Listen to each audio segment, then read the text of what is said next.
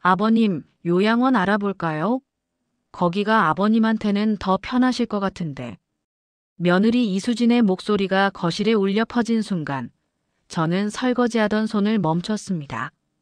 찬물이 손가락 사이로 흘러내렸지만 아무 감각도 없었습니다. 72년을 살면서 이런 말은 처음 들어봤습니다. 제 친구 어머님도 거기 계신데 정말 좋대요. 하루 세끼 다 나오고 간호사들도 있고. 아버님 혼자 집에 계시는 것보다 훨씬 나으실 거예요. 며느리의 말은 거기서 끝나지 않았습니다. 마치 걱정하는 척, 마치 제 건강을 염려한다는 듯 말을 이어갔습니다. 하지만 그 눈빛에는 차가운 계산만이 담겨 있었습니다. 이게 뭐야? 날 쫓아내려는 거야? 아들 박민수는 옆에서 휴대폰만 들여다보고 있었습니다. 아내의 말에 동조하지도 반박하지도 않았습니다. 그저 없는 사람처럼 고개를 숙이고 있을 뿐이었습니다. 저는 천천히 수도꼭지를 잠갔습니다. 물방울이 싱크대에 떨어지는 소리가 유난히 크게 들렸습니다. 뚝, 뚝, 뚝.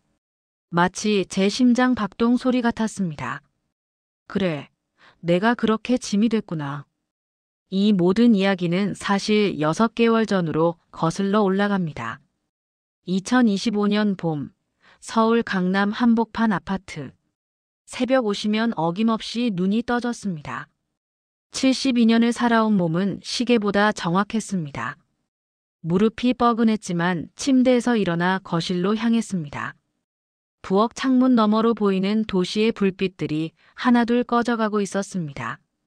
20년 전 대기업 임원직에서 퇴직하며 받은 퇴직금 15억으로 산 이 아파트는 지금 18억이 넘는다고 했습니다. 하지만 그게 무슨 소용이겠습니까? 가스레인지에 불을 켜고 물을 끓이며 냉장고에 붙은 손주 지호의 그림을 바라봤습니다. 크레파스로 그린 가족 그림 속에서 할아버지는 가장 크게, 가장 환하게 웃는 얼굴로 그려져 있었습니다. 그 아이만큼은 진짜였습니다. 살을 씻으며 저는 자연스럽게 서재 방향을 바라봤습니다. 저곳 책장 뒤 금고 안에는 20년 전 회사에서 받은 공로패와 함께 이 집의 등기부등본이 고이 보관되어 있었습니다. 그때만 해도 몰랐습니다. 그 서류가 머지않아 제 인생을 완전히 바꿀 무기가 되리라는 것을. 아침상을 차리면서 제 손길은 한결같았습니다. 손주 지호가 좋아하는 계란말이, 아들이 즐겨 먹는 김치찌개, 그리고 정성스럽게 구운 고등어까지. 하나하나에는 20년 넘게 이 집을 지켜온 가장의 마음이 담겨 있었습니다. 지호야, 일어날 시간이다. 손주 방으로 들어가 이불을 살짝 걷어내며 머리를 쓰다듬어 줬습니다. 10살 손주의 잠자는 얼굴은 천사 그 자체였습니다. 할아버지. 눈을 비비며 일어나는 지호는 가장 먼저 저를 꼭 안아줬습니다. 작고 따뜻한 품이 제 가슴을 채웠습니다. 그래, 이 순간만큼은 행복하다. 할아버지, 오늘 아침 뭐 해주셨어요? 지호의 첫 마디는 언제나 제가 차린 음식에 대한 것이었습니다. 아이는 할머니 없이 자랐지만 할아버지의 손맛을 가장 좋아한다고 했습니다. 식탁에 앉은 지호는 맛있게 밥을 먹었습니다. 그 모습을 보며 저는 흐뭇했지만 동시에 마음 한구석에는 알 수 없는 공허함이 자리 잡고 있었습니다. 이상했습니다. 분명 가족을 위해 살고 있는데 왜 이렇게 외로울까? 아들 내외는 이미 출근 준비로 바쁜 시간이었습니다. 며느리 이수진은 거울 앞에서 화장을 하며 말했습니다. 아버님, 지호 학교 준비물 챙겨주세요. 저 오늘 중요한 미팅 있어서요. 걱정 마라. 다 챙겨뒀다. 제 대답은 담담했지만 며느리의 말투에는 이미 당연함이 배어 있었습니다. 부탁이 아니라 지시에 가까웠습니다. 하지만 저는 내색하지 않았습니다. 가족이니까 서로 도우며 사는 게 당연하니까. 아들 박민수는 아침을 거르고 나가려다 제 눈치를 봤습니다. 아버지, 죄송해요. 회사에서 급하게 불러서. 괜찮다. 이거라도 싸줄게. 저는 서둘러 김밥과 과일을 비닐봉지에 담았습니다. 42 아들이지만 여전히 제 눈에는 걱정스러운 아이였습니다. 사업 실패 후 아내 돈으로 생활한다는 것을 저도 알고 있었습니다. 그래서 더 힘들겠지. 남자가 그게 얼마나 자존심 상하는 일인데. 하지만 저는 몰랐습니다. 아들이 실은 아내 눈치를 보느라 아버지를 점점 외면하고 있다는 것을. 그리고 며느리가 무언가를 계획하고 있다는 것을. 가족들이 모두 나간 후 집은 갑자기 조용해졌습니다. 저는 설거지를 하며 창밖을 바라봤습니다. 아파트 단지 놀이터에서는 비슷한 또래 할아버지들이 손주들과 함께 즐겁게 놀고 있었습니다. 나도 저렇게 살고 싶은데. 하지만 지호는 학교에 가고 저는 혼자 집에서 청소와 빨래를 해야 했습니다. 언제부터인가 이런 일상이 당연해졌습니다. 빨래를 널면서 저는 며느리의 비싼 블라우스를 조심스럽게 다뤘습니다. 혹시 상할까봐 손빨래로 따로 빼서 정성스럽게 빨았습니다. 그런데 왜 고마워한다는 말 한마디 없을까? 점심시간이 되어 혼자 밥을 먹으며 텔레비전을 켰습니다. 드라마 속 시아버지는 며느리에게 구박받다가 결국 요양원으로 가는 내용이었습니다. 세상에 저런 며느리가 어디 있어? 에이, 드라마니까 그렇지. 현실은 다르지. 하지만 마음 한구석이 무거웠습니다. 혹시 나도 저런 시아버지인가? 혹시 내가 정말 요양원에 가야 하는 신세인가? 오후가 되어 장을 보러 나간 저는 시장에서 오랜 지인을 만났습니다. 어머, 상훈 씨. 오랜만이에요. 요즘 어떻게 지내세요? 그냥 그럭저럭이지. 아들 집에서 손주 돌봐주시면서요? 좋겠네요. 가족들이 얼마나 고마워하겠어요. 저는 씁쓸하게 웃었습니다. 고마워한다는 말은 점점 줄어들고 당연하다는 듯한 태도는 점점 늘어만 갔습니다. 저녁 준비를 하며 오늘도 온 가족이 좋아할 반찬들을 준비했습니다. 아들이 좋아하는 제육볶음, 며느리가 즐겨 먹는 나물무침, 그리고 손주를 위한 두부조림까지. 가족들이 모두 모인 저녁 식탁. 분위기는 평소와 다름없어 보였습니다. 하지만 공기 중에는 어딘지 모를 긴장감이 흘렀습니다. 며느리의 표정이 평소보다 차가웠고 아들은 계속 휴대폰만 들여다보고 있었습니다. 그리고 마침내 그 순간이 왔습니다. 아버님 있잖아요.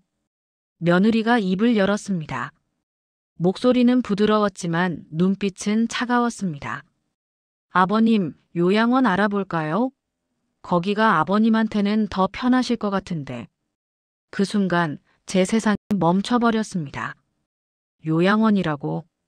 손에 들고 있던 숟가락이 바닥에 떨어졌습니다. 쨍그랑 소리가 고요한 식탁에 울려 퍼졌습니다. 제 친구 어머님도 거기 계신데 정말 좋대요.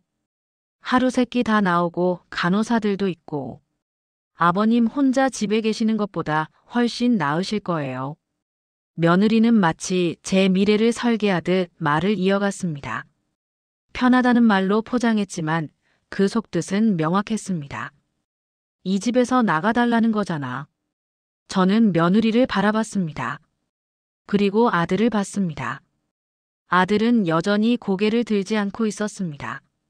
아버님, 생각해 보세요.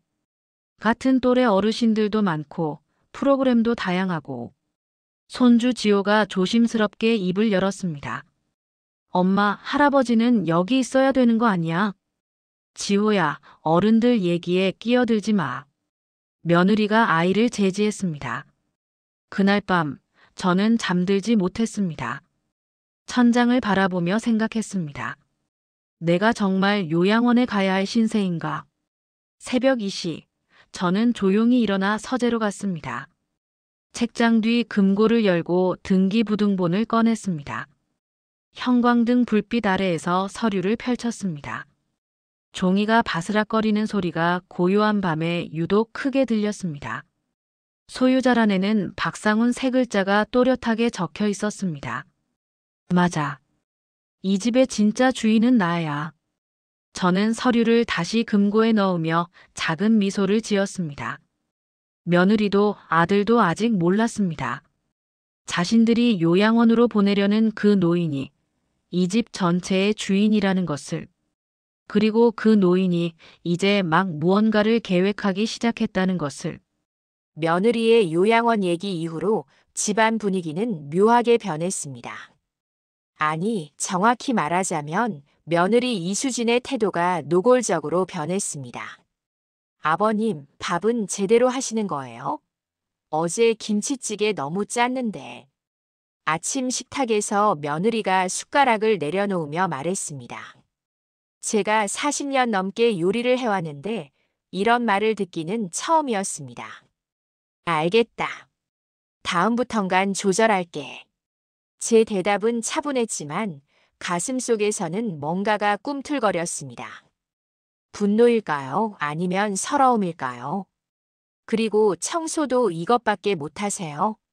여기 봐요. 먼지 그대로 있잖아요. 며느리는 거실 선반을 손가락으로 훑으며 보여줬습니다.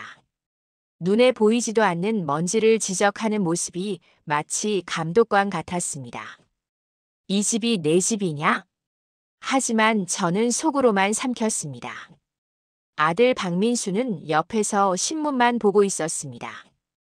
아내의 말에 아무런 반응도 없었습니다. 언제부터 이렇게 됐을까?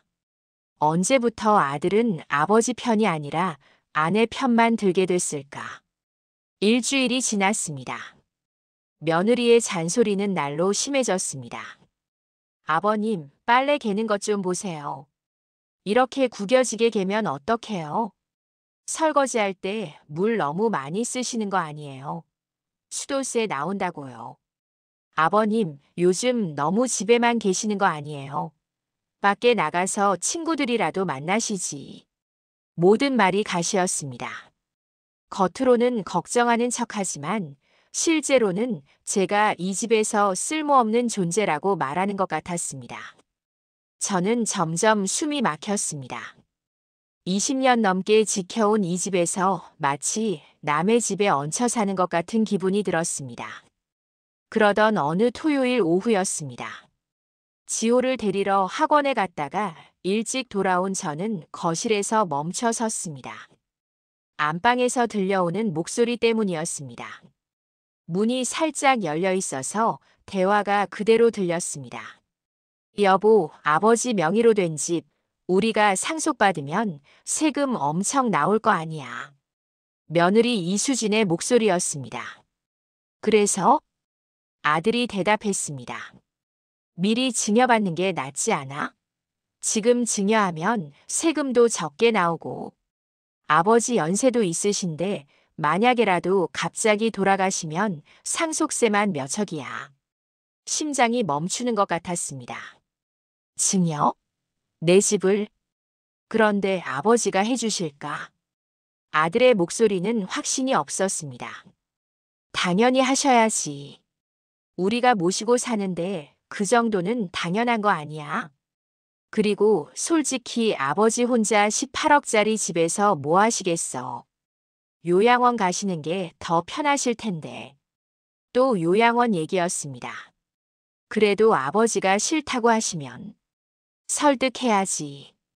아니면 조금씩 불편하게 만들어서 알아서 나가시게 하든지. 그 순간 제 온몸에 소름이 돋았습니다. 불편하게 만든다고? 그래서 요즘 계속 트집을 잡았던 거구나. 저는 조용히 현관으로 돌아가 문을 크게 열고 닫았습니다. 다녀왔습니다. 일부러 큰 소리로 말했습니다. 안방이 갑자기 조용해졌습니다. 거실 소파에 앉아 있는데 머릿속이 복잡했습니다. 방금 들은 대화가 계속 맴돌았습니다. 증여, 요양원, 불편하게 만들기. 이게 가족인가?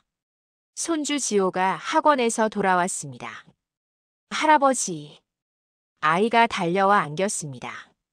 작은 품에서 느껴지는 온기가 유일한 위로였습니다. 할아버지, 오늘 학원에서 그림 그렸어요. 할아버지 주려고 그렸어요. 지호가 건넨 그림에는 할아버지와 손주가 손을 잡고 웃고 있는 모습이 그려져 있었습니다. 고맙다, 지호야. 가슴이 뭉클했습니다. 이 아이만큼은 진짜였습니다. 계산 없이 순수하게 할아버지를 사랑해주는 유일한 존재였습니다. 그날 밤 저녁 식사 자리에서였습니다. 며느리가 조심스럽게 입을 열었습니다.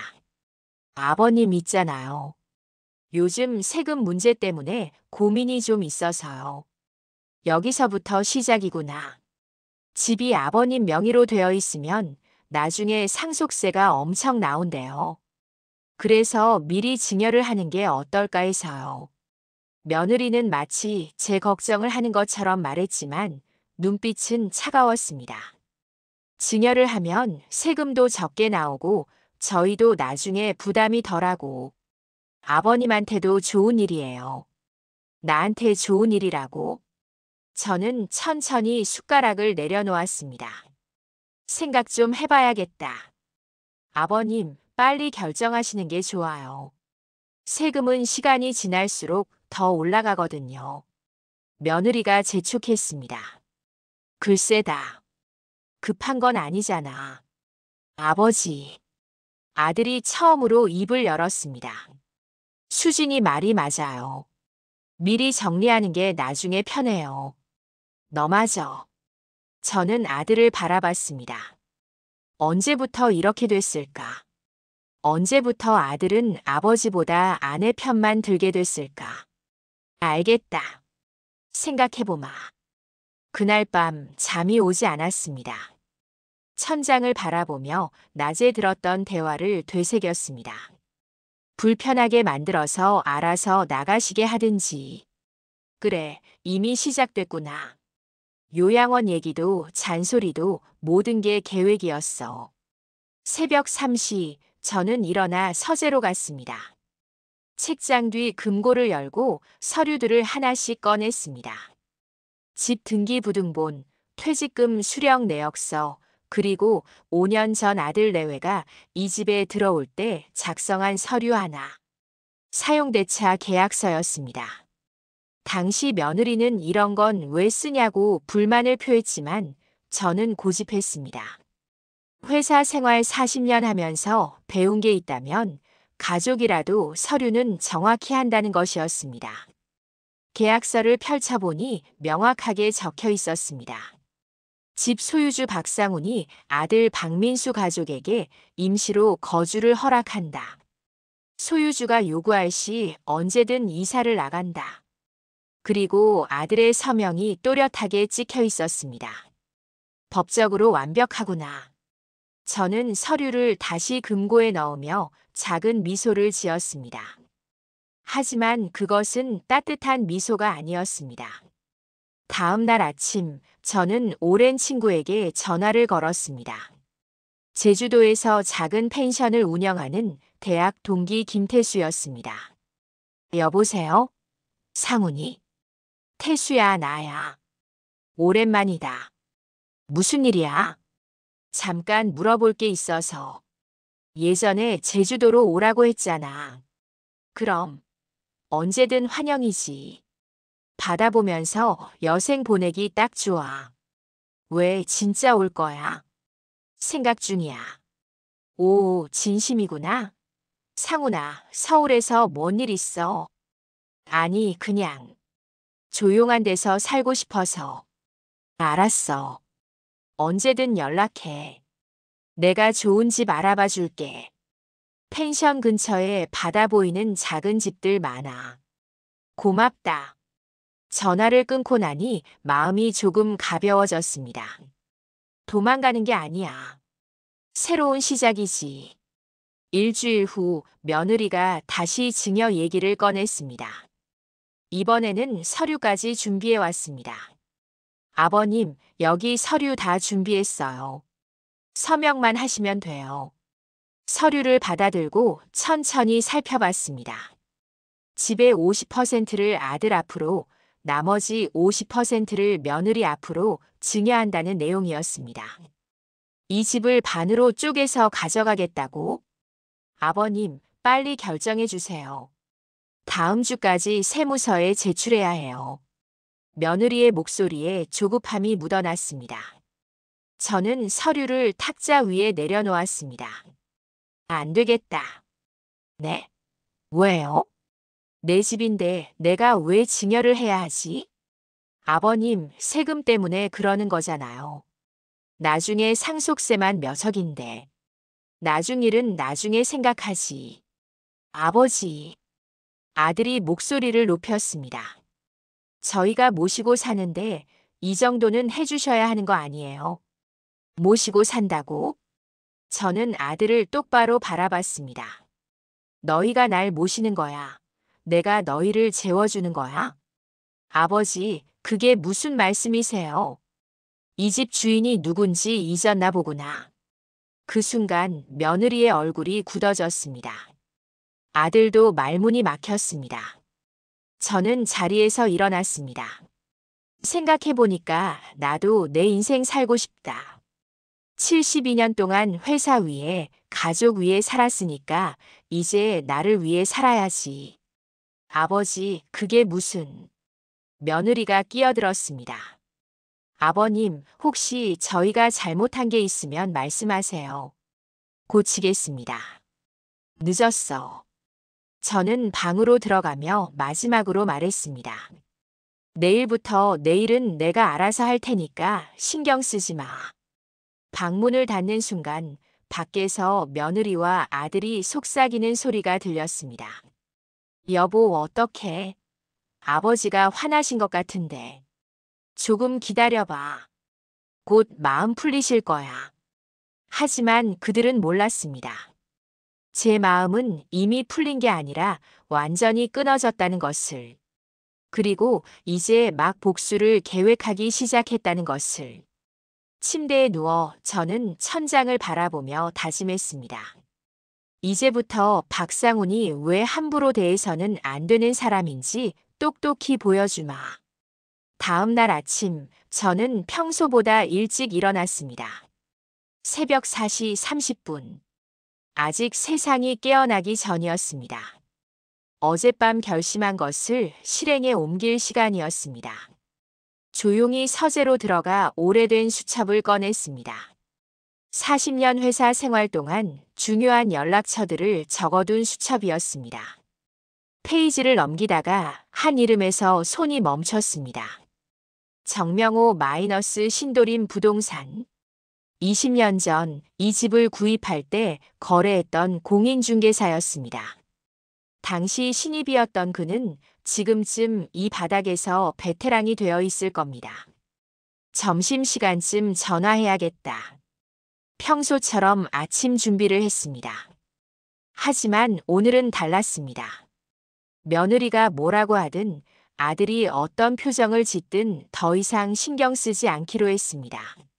식탁에 둘러앉은 가족들의 분위기는 어색했습니다. 어젯밤 일 때문이었겠죠. 아버지, 어젯밤 일은... 아들이 조심스럽게 입을 열었지만 저는 손을 들어 막았습니다. 됐다. 그 얘기는 다시 꺼내지 마라. 며느리 이수지는 불만스러운 표정이었지만 말을 아꼈습니다. 어제 제 눈빛을 보고 뭔가 느낀 모양이었습니다. 좋아, 그렇게 긴장하고 있어. 아직 시작도 안 했는데. 가족들이 모두 나간 후 저는 본격적으로 움직이기 시작했습니다. 먼저 서재 금고에서 집 관련 서류들을 모두 꺼냈습니다. 등기부등본, 사용대차 계약서, 재산세 납부 내역서까지 하나하나 확인하며 복사본을 만들었습니다. 법적으로 하나도 빈틈이 없어야 해. 오후 1시 저는 정명호에게 전화를 걸었습니다. 여보세요, 신도림 부동산입니다. 정 사장님, 저 박상훈입니다. 박상훈? 어디서 많이 들어본 이름인데. 아, 혹시 20년 전에 강남 아파트 구입하셨던? 맞습니다. 기억하시네요. 어머, 박 사장님. 오랜만입니다. 어떻게 지내셨어요? 잘 지냈습니다. 사실 부탁이 하나 있어서 전화드렸는데요. 말씀하세요. 그 집 말입니다. 파는 게 가능할까요? 전화 너머로 잠깐 침묵이 흘렀습니다. 박 사장님, 그 집 팔려고 하세요? 왜요? 무슨 일 있으세요? 사정이 좀 생겨서요. 빨리 처리하고 싶은데 가능하겠습니까? 그럼요. 그 아파트면 지금 시세가 18억은 넘어요. 금매로 17억 5천 정도에 내놓으면 일주일 안에 계약 들어갈 겁니다. 일주일이면 되겠군요. 그런데 박 사장님, 혹시 가족분들은 아시나요? 같이 사시는 걸로 아는데. 제 집이니까 제가 알아서 하는 겁니다. 목소리에 단호함을 실었습니다. 정명호도 더 이상 묻지 않았습니다. 오랜 경험으로 눈치를 챈 모양이었습니다. 알겠습니다. 그럼 언제 매물로 내놓을까요? 일단 대기하고 계세요. 제가 연락드리면 바로 올려주시면 됩니다. 네, 언제든 연락 주세요. 전화를 끊고 나니 첫 단추를 꿰인 기분이었습니다. 손이 떨렸지만 두려움이 아니라 설렘이었습니다. 40년 회사 생활하면서 배운 게 있다면 계획은 치밀하게, 실행은 신속하게. 다음은 제주도였습니다. 친구 김태수에게 다시 전화를 걸었습니다. 상훈아, 어제 전화하고 바로 또 전화하네. 무슨 일이야? 태수야, 진지하게 물어볼게. 제주도에 괜찮은 집 있어? 오, 진심이구나. 얼마 정도 생각하고 있어? 3억에서 4억 사이면 어떨까? 그 정도면 바다 보이는 괜찮은 집이 있어. 우리 펜션 근처에 작은 단독주택 하나 나왔는데 딱 그 정도야. 방 2개에 마당도 있고. 사진 좀 보내줄 수 있어? 당장 보내줄게. 근데 상훈아, 정말 서울 떠날 거야? 응. 이제 내 인생 살고 싶어. 알았어. 언제든 내려와. 형이 다 도와줄게. 전화를 끊고 몇 분 후 문자로 사진이 날아왔습니다. 작은 집이었지만 앞마당에서 바다가 보였습니다. 파란 하늘과 푸른 바다가 한눈에 들어오는 전망이었습니다. 여기서 여생을 보내는 거야. 가슴이 두근거렸습니다. 서울에서의 72년이 끝나고 제주에서의 새로운 시작이 보이는 것 같았습니다. 저녁 무렵 저는 동네 카페에 나갔습니다. 오랜만에 혼자만의 시간을 가지고 싶었습니다. 커피를 마시며 노트에 계획을 적기 시작했습니다. 1단계 집 매물 올리기 타이밍 중요. 2단계 계약 체결 일주일 이내. 3단계 제주도 집 구입. 4단계 이사 가족들 모르게. 5단계 통보. 마지막 항목에 밑줄을 그었습니다. 통보. 허락을 구하는 게 아니라 통보를 하는 겁니다. 이제 내가 주도권을 쥔 거야. 그때 옆 테이블에서 대화가 들렸습니다. 비슷한 나이대의 두 남자였습니다. 아니, 자식이 부모 집을 담보로 대출을 받아? 그것도 허락도 없이. 그러게 말이야. 요즘 세상 참. 내 친구도 비슷한 일 당했어. 아들 내외랑 같이 살았는데 결국 요양원 보내더라고. 그 말을 듣는 순간 제 결심이 더욱 확고해졌습니다. 나는 절대 그렇게 안 돼. 내가 먼저 움직이는 거야. 집으로 돌아오니 며느리가 거실에서 전화 통화를 하고 있었습니다. 제 발소리를 듣지 못한 모양이었습니다. 응, 아버님이 증여 안 하신대. 완전 고집불통이야. 그래서 다른 방법을 생각 중이야. 변호사랑 상담해봐야 할 것 같아. 변호사? 저는 조용히 신발을 벗고 방으로 들어갔습니다. 며느리는 끝까지 제 눈치를 못 챘습니다. 방문을 닫고 나서 깊은 숨을 내쉬었습니다. 변호사까지 동원하려고. 좋아, 그럼 나도 준비를 더 철저히 해야겠군. 그날 밤 저는 오랜 후배에게 전화를 걸었습니다. 회사 법무팀에서 일하다 지금은 로펌을 운영하는 최민수 변호사였습니다. 선배님, 이 밤에 웬일이세요? 민수야, 법률 자문 좀 받고 싶은데. 무슨 일이세요? 집을 팔려고 하는데 혹시 법적으로 문제될 게 있을까? 선배님 명의 집이세요? 그럼 아무 문제 없습니다. 본인 소유 재산은 본인 마음대로 처분할 수 있어요. 가족이 같이 산다고 해도 소유주 동의 없이는 아무것도 못해요. 혹시 같이 사는 가족이 증여를 요구하면 거부하시면 됩니다. 증여는 소유주 의사가 최우선이에요. 그럼 만약 내가 집을 팔고 다른 데로 이사 가면 선배님이 사용대차 계약서 같은 걸 작성하셨으면 계약 해지 통보하고 이사 나가라고 하시면 됩니다. 저는 안도의 한숨을 내쉬었습니다. 사용대차 계약서 있어. 그럼 완벽하네요. 법적으로 전혀 문제 없습니다. 선배님이 원하시면 언제든 이사 나가라고 할 수 있어요. 고맙다, 민수야. 선배님, 혹시 무슨 일 있으세요? 도와드릴 게 있으면. 아니야. 그냥 확인차 물어본 거야. 전화를 끊고 나니 모든 퍼즐이 맞춰지는 기분이었습니다. 법적으로도 문제 없어. 이제 타이밍만 잡으면 돼. 다음 날 아침 식탁에서 며느리가 조심스럽게 물었습니다. 아버님, 요즘 어디 나가시는 일이 많으신 것 같은데 무슨 일 있으세요? 산책 좀 하는 거지. 왜? 아니에요.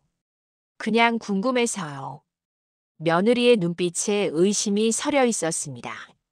하지만 아직은 아무것도 모를 겁니다. 조금만 더 기다려. 곧 알게 될 테니까. 그날 오후 저는 제주도 김태수에게 다시 전화를 걸었습니다. 상훈아, 또 무슨 일이야? 그 집 말이야. 계약금 얼마야? 3천만 원이면 돼. 잔금은 한 달 후에 치르면 되고. 좋아. 계약 진행해줘. 진짜? 오케이. 집주인한테 연락해 볼게. 근데 언제 내려올 거야? 곧. 아마 다음 달쯤. 알았어. 형이 다 준비해 놓을게. 전화를 끊고 나서 저는 통장을 확인했습니다. 평생 모아온 예금이 8천만 원 정도 있었습니다. 계약금과 당분간 생활비로는 충분했습니다. 이제 마지막 단계만 남았다. 바로 그때였습니다. 현관문이 열리는 소리가 들렸습니다. 아직 퇴근 시간이 아닌데 누가 왔을까요? 거실로 나가보니 며느리와 아들이 함께 들어오고 있었습니다. 그리고 그들 뒤에는 낯선 남자가 한 명 더 있었습니다. 정장을 차려입은 40대 중반의 남자. 손에는 서류 가방을 들고 있었습니다. 아버님, 소개해드릴 분이 있어서요. 며느리가 어색하게 웃으며 말했습니다. 누군데? 저는 김 변호사라고 합니다. 세무와 상속 전문으로. 그 순간 모든 게 명확해졌습니다. 변호사를 데려왔구나. 나를 설득하려고. 저는 소파에 앉으며 차갑게 웃었습니다. 좋아, 한번 해보자고. 김 변호사는 정중하게 인사를 하며 소파에 앉았습니다. 서류 가방에서 두툼한 서류 뭉치를 꺼내 탁자 위에 올려놓았습니다. 박상훈 어르신 뵙게 되어 반갑습니다. 저는 세무 및 상속 전문 변호사 김동욱이라고 합니다. 반갑습니다. 제 목소리는 건조했습니다. 며느리와 아들은 긴장한 표정으로 옆에 앉아 있었습니다. 변호사까지 동원했어. 얼마나 급했으면. 오늘 제가 찾아뵌 이유는 어르신의 재산 관리와 세금 문제에 대해 조언을 드리기 위해서입니다. 김 변호사는 서류를 펼치며 설명을 시작했습니다. 현재 어르신 명의로 된 이 아파트는 시세가 약 18억 원입니다. 만약 상속이 발생할 경우 상속세만 약 4억 원이 나올 것으로 예상됩니다. 4억이라. 네. 하지만 생전 증여를 하시면 세금을 대폭 줄일 수 있습니다. 지금 증여하시면 약 1억 5천 정도면 되거든요. 그래서 증여를 하라는 거군요. 어르신께도 자녀분들께도 모두 이익이 되는 방법입니다. 저는 서류를 천천히 들여다봤습니다. 복잡한 세무 용어들이 빽빽하게 적혀 있었지만 핵심은 명확했습니다. 집의 50%를 아들에게, 50%를 며느리에게 증여하라는 내용이었습니다. 며느리도 50%를 받는다고? 이렇게 하시면 나중에 문제가 생기지 않습니다. 명확하게 정리가 되니까요. 며느리 이수진이 끼어들었습니다. 아버님, 김 변호사님 말씀이 맞아요. 우리 모두를 위한 일이에요. 우리 모두를 위한 일이라고? 저는 서류를 탁자 위에 내려놓았습니다. 김 변호사님, 한 가지 물어볼 게 있습니다. 네, 말씀하세요. 만약 내가 증여를 안 하면 어떻게 되나요? 김 변호사는 잠시 망설이다가 대답했습니다. 그건 어르신의 선택이십니다. 하지만 나중에 상속세 부담이 크실 겁니다. 상속세는 제가 죽고 나서 일이잖아요. 그때 가서 생각하면 안 될까요? 그렇게 하실 수도 있지만. 그럼 됐네요.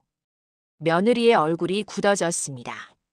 아버님, 왜 이렇게 고집을 부리세요? 고집이 아니라 내 의견이야. 김 변호사님을 모셔온 게 얼마나 힘든 줄 아세요? 비용도 들고. 내가 부탁한 적 없는데. 그 말에 며느리는 할 말을 잃었습니다.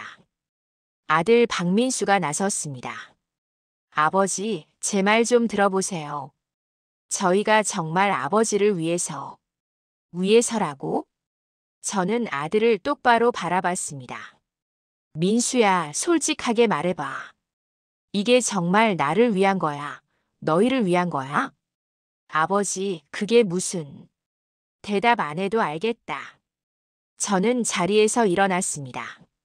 김 변호사님, 오늘은 여기까지 하시죠. 바쁘실 텐데 귀한 시간 내주셔서 감사합니다. 어르신, 다시 한번 생각해 보시는 게. 생각 다 했습니다. 증여는 안 합니다. 단호하게 말하고 방으로 들어갔습니다. 뒤에서 며느리와 아들이 김 변호사와 속닥거리는 소리가 들렸습니다.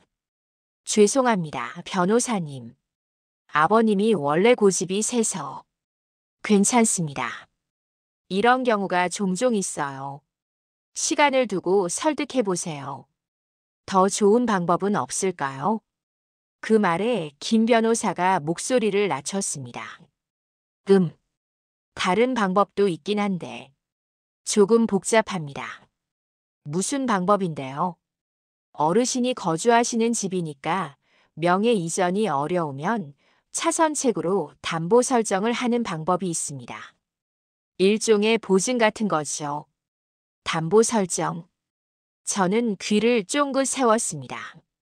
그게 어떤 건데요? 집을 담보로 대출을 받으시는 겁니다. 그 돈으로 자녀분들 명의로 다른 부동산을 구입하시면 결과적으로는 비슷한 효과를 볼 수 있어요. 아, 그럼 아버님 명의는 그대로 두고 실질적으로는 우리가 재산을 확보하는 거네요. 그렇죠. 물론 어르신 동의가 필요하긴 하지만 제 손이 떨렸습니다. 분노가 아니라 배신감이었습니다. 담보까지 잡으려고? 내 집에. 그런데 아버님이 동의하실까요? 며느리의 목소리에 걱정이 묻어났습니다. 그건 설득하기 나름이죠. 어르신께 이익이 되는 방향으로 설명하시면 됩니다. 한참 후 김 변호사가 떠나고 집은 다시 조용해졌습니다. 저는 방문을 조심스럽게 열고 거실로 나갔습니다. 며느리와 아들이 소파에 앉아 심각한 표정으로 대화를 나누고 있었습니다. 여보, 담보 설정 방법은 어때? 아들이 조심스럽게 물었습니다.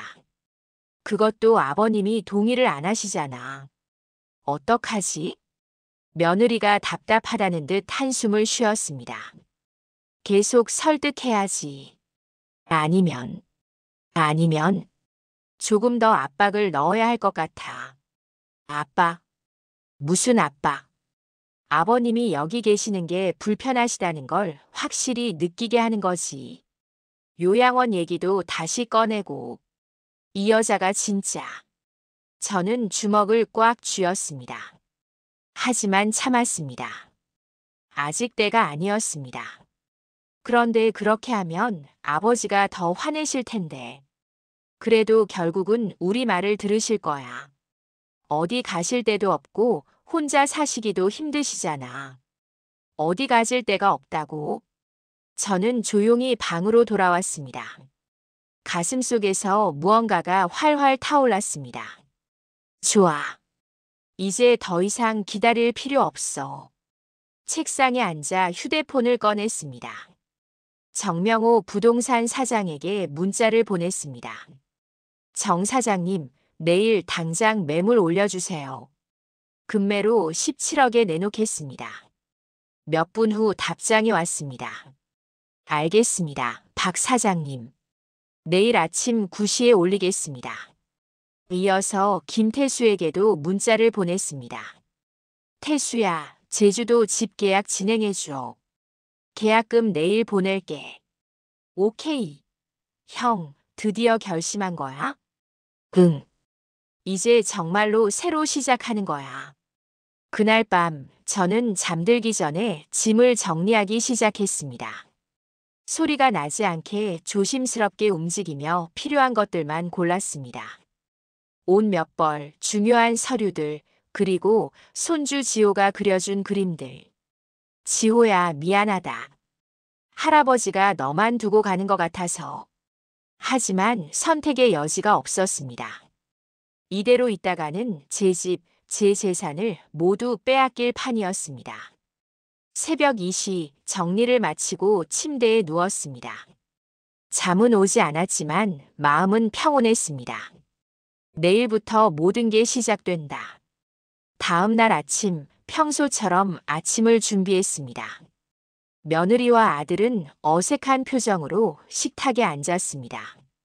아버지, 어제 일은? 아들이 말을 꺼내려 했지만 저는 손을 들어 막았습니다. 됐다. 밥이나 먹어라.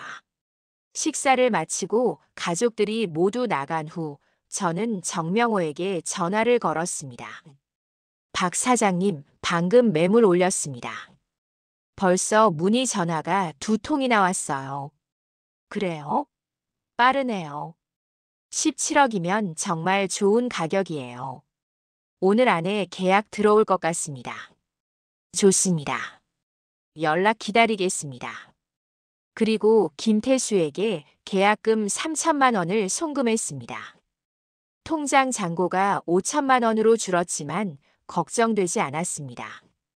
곧 17억이 들어올 테니까. 오후 3시쯤 정명호에게서 전화가 왔습니다. 박 사장님, 계약자가 나타났습니다. 젊은 신혼부부인데 현금으로 바로 계약하겠답니다. 좋습니다. 언제 계약할 수 있죠? 내일 가능하세요? 계약금은 1억 7천, 잔금은 일주일 후에 치르기로 했습니다. 완벽하네요.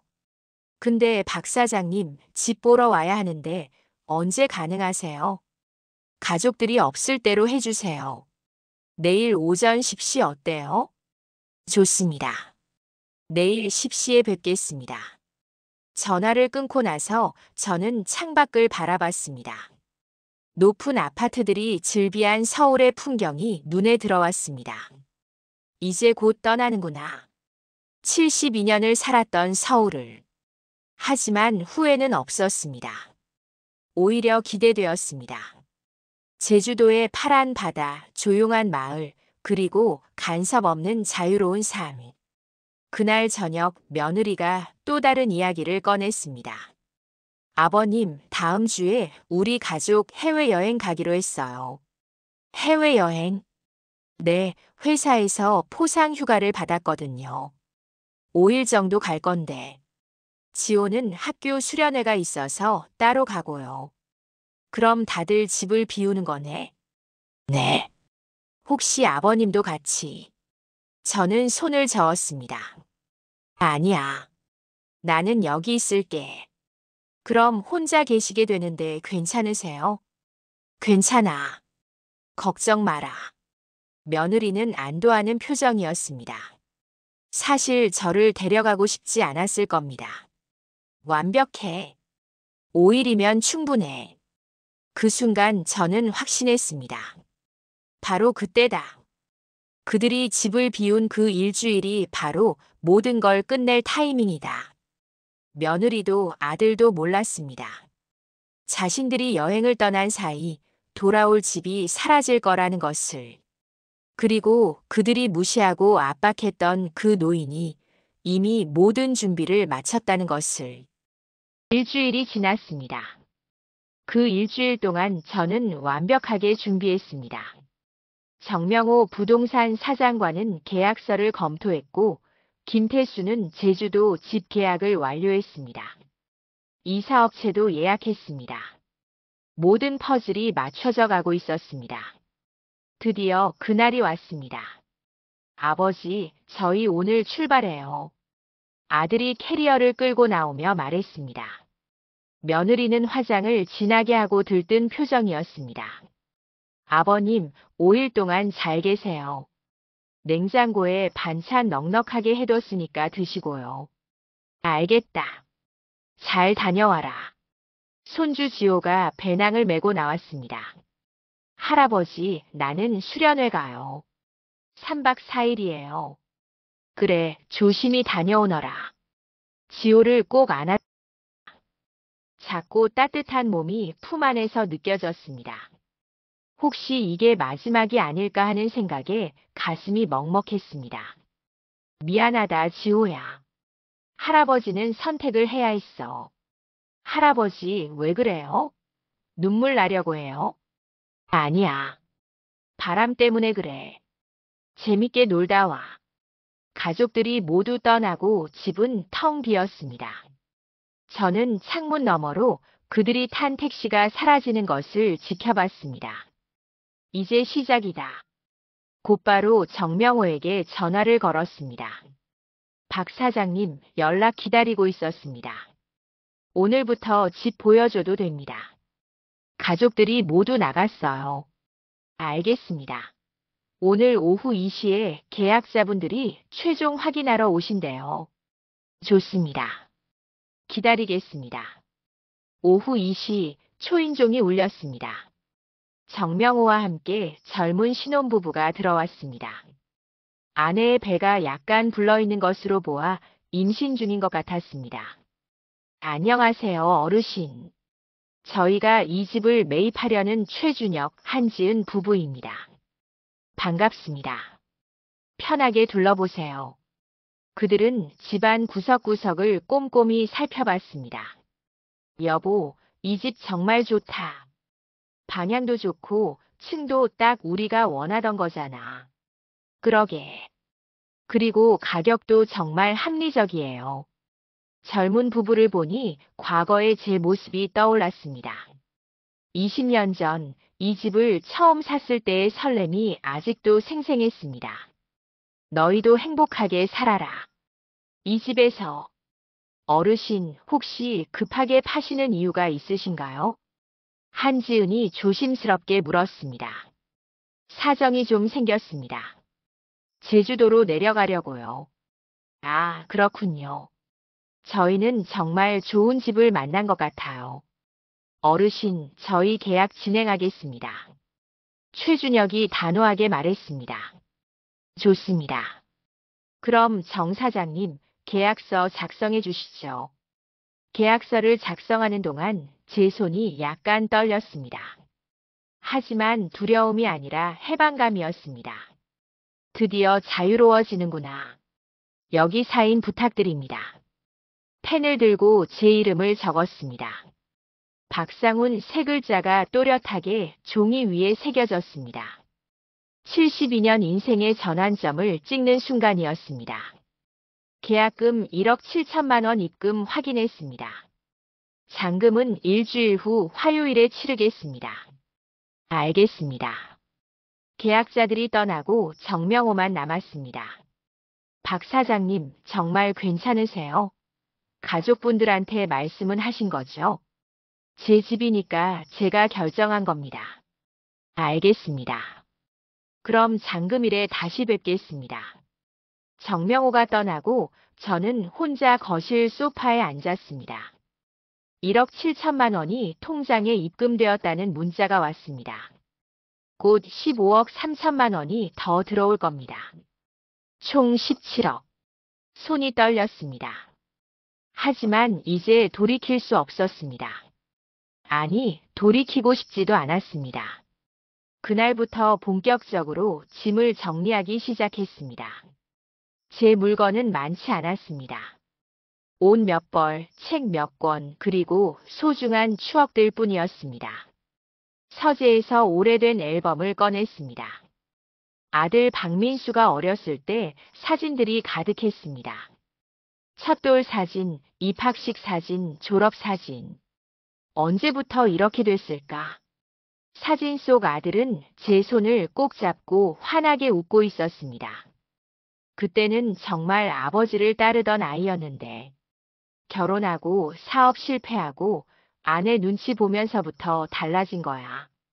앨범을 상자에 넣으며 한숨을 쉬었습니다. 며느리의 옷들을 보니 씁쓸한 웃음이 났습니다. 명품 가방, 비싼 화장품, 고급 옷들. 이런 걸로 날 무시했구나. 아들의 서재도 정리했습니다. 사업 관련 책들과 서류들이 어지럽게 널려 있었습니다. 실패한 사업의 흔적들. 그 중에서 눈에 띄는 서류가 하나 있었습니다. 부동산 투자 계획서라는 제목이 붙은 문서였습니다. 펼쳐보니 깜짝 놀랐습니다. 아버지 집 담보대출 5억 확보 지방 상가 투자. 계획이 적혀 있었습니다. 이미 다 짜놨구나. 내 집을 담보로 대출받아서 투자하겠다고. 분노가 치밀어 올랐습니다. 하지만 이제는 그럴 필요가 없었습니다. 곧 이 모든 게 끝나니까. 이틀째 되는 날 이사업체에서 연락이 왔습니다. 어르신, 박상훈 고객님 맞으시죠? 이사 일정 확인차 전화드렸습니다. 네, 맞습니다. 다음 주 화요일 오전 9시에 출발하시는 거 맞죠? 네. 제주도로 갑니다. 알겠습니다. 짐은 많지 않으신 거죠? 네, 많지 않습니다. 그리고 한 가지 더 부탁이 있는데요. 말씀하세요. 이 집에 남은 짐들, 옷이랑 가구들 있잖아요. 그것들은 이사 보관센터로 보내주세요. 주소 문자로 보내드릴게요. 아, 따로 보관하시는 거군요. 알겠습니다. 보관 기간은 한 달로 해주세요. 네, 문제 없습니다. 전화를 끊고 나서 보관센터 주소를 문자로 보냈습니다. 한 달이면 충분해. 그때쯤이면 다들 알아서 찾아가겠지. 셋째 날 손주 지호에게 줄 편지를 쓰기 시작했습니다. 책상 앞에 앉아 펜을 들었지만 첫 문장이 쉽게 나오지 않았습니다. 뭐라고 써야 할까? 이 아이한테는 미안한 마음뿐인데. 한참을 고민하다가 천천히 글자를 적어 내려갔습니다. 우리 사랑하는 지호에게. 할아버지가 갑자기 멀리 가게 되었구나. 놀라지 마라. 할아버지는 제주도라는 바다가 보이는 곳에서 살 거야. 지호가 그리우면 언제든 놀러와. 할아버지가 맛있는 거 많이 해줄게. 그리고 꼭 기억해라. 할아버지는 지호를 세상에서 가장 사랑한다는 것을. 편지를 쓰면서 눈물이 났습니다. 하지만 슬픈 눈물이 아니라 후련한 눈물이었습니다. 이제 정말 마음의 짐을 내려놓을 수 있었습니다. 편지를 봉투에 넣고 지호에게라고 정성스럽게 적었습니다. 넷째 날 옆집 이웃 할머니를 찾아갔습니다. 같은 층에 사는 60대 후반의 따뜻한 분이었습니다. 어머, 상훈 씨. 무슨 일이세요? 할머니, 부탁이 하나 있어서요. 지호에게 쓴 편지 봉투를 건넸습니다. 이게 뭐예요? 제가 급하게 어디 좀 가야 해서요. 지호가 집에 와서 저를 찾으면 이 편지 좀 전해주세요. 어디 가시는데요? 언제 돌아오세요? 좀 오래 갈 것 같습니다. 그냥 편지만 전해주시면 됩니다. 상훈 씨, 무슨 일 있으세요? 얼굴이 안 좋아 보이는데. 괜찮습니다. 그냥 새로운 시작을 하려고요. 이웃 할머니는 걱정스러운 표정이었지만 더 이상 묻지 않았습니다. 알겠어요. 지호가 오면 꼭 전해줄게요. 고맙습니다.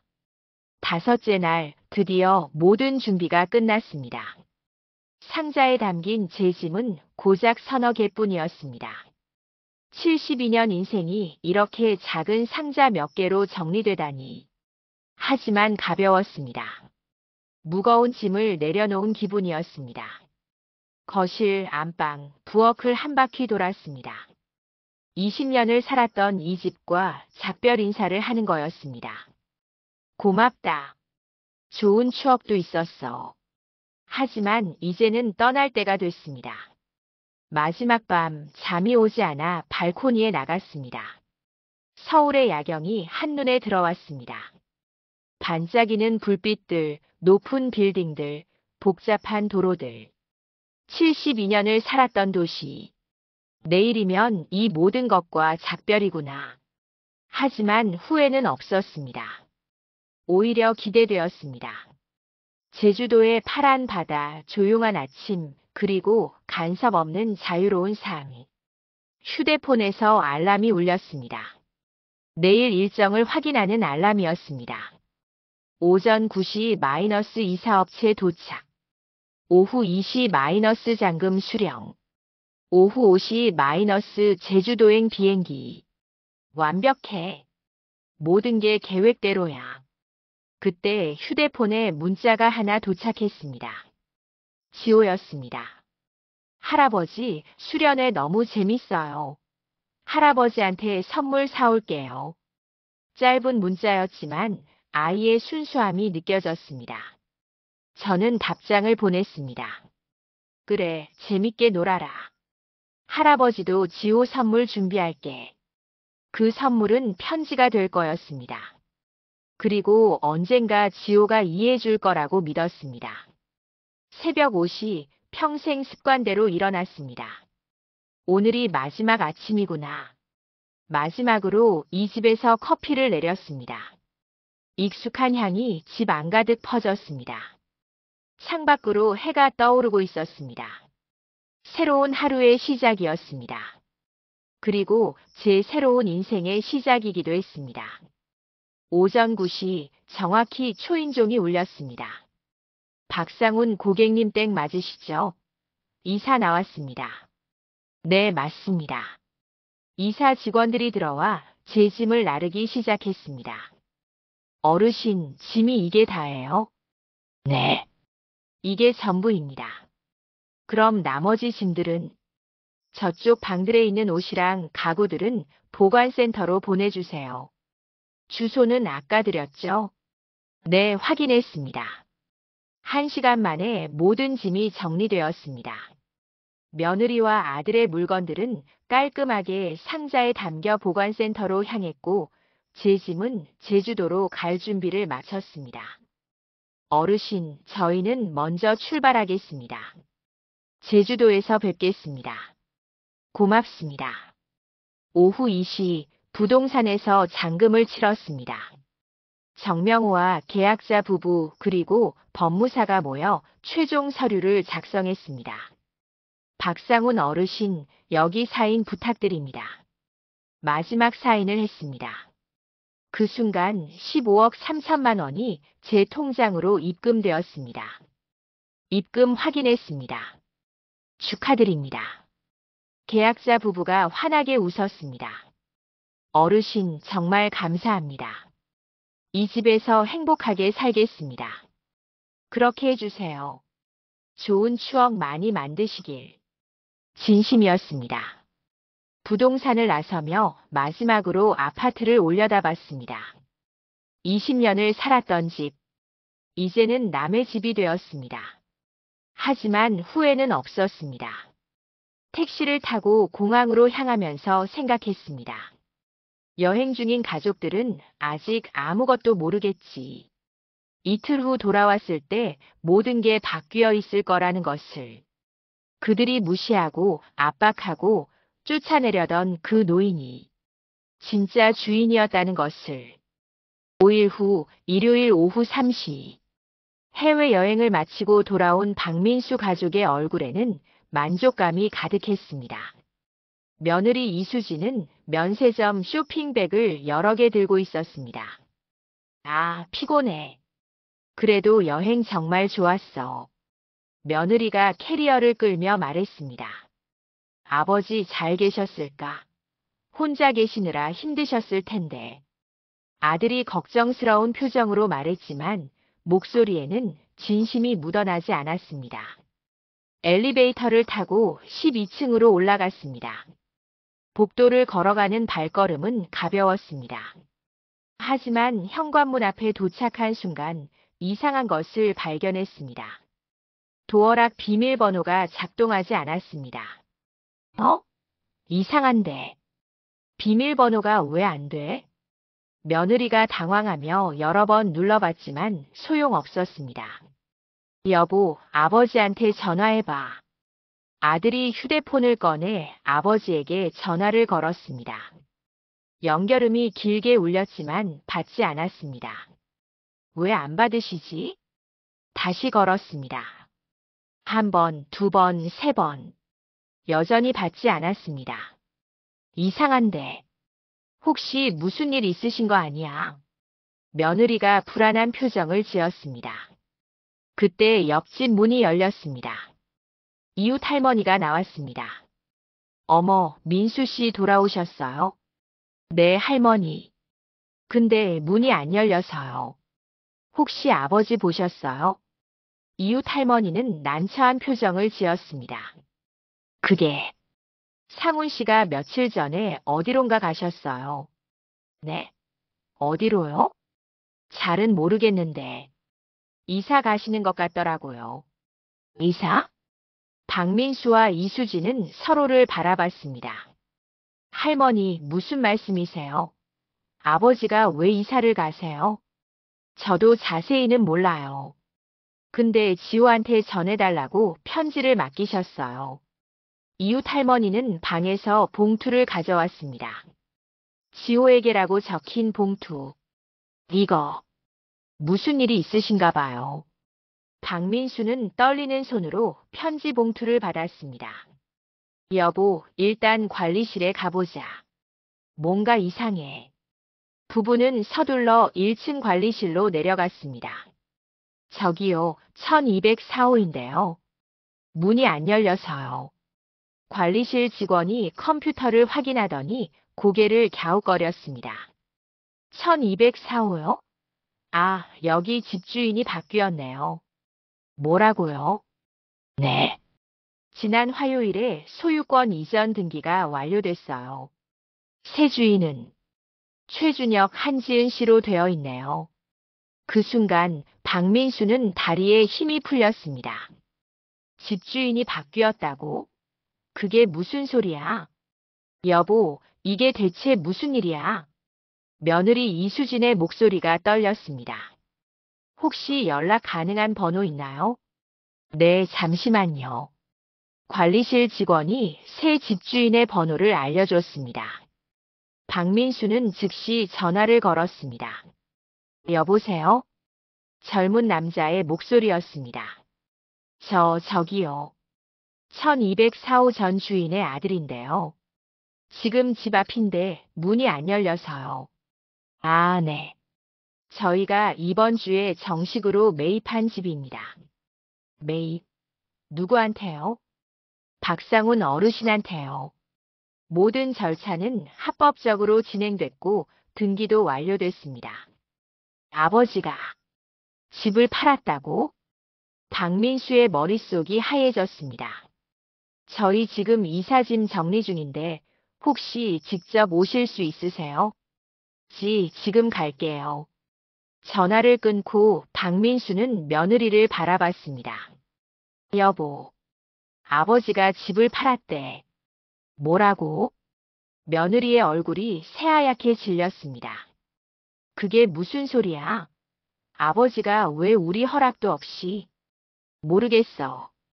일단 올라가 보자. 엘리베이터를 타고 다시 12층으로 올라갔습니다. 다리가 후들거렸습니다. 현관문이 열렸습니다. 낯선 젊은 남자가 나왔습니다. 안녕하세요.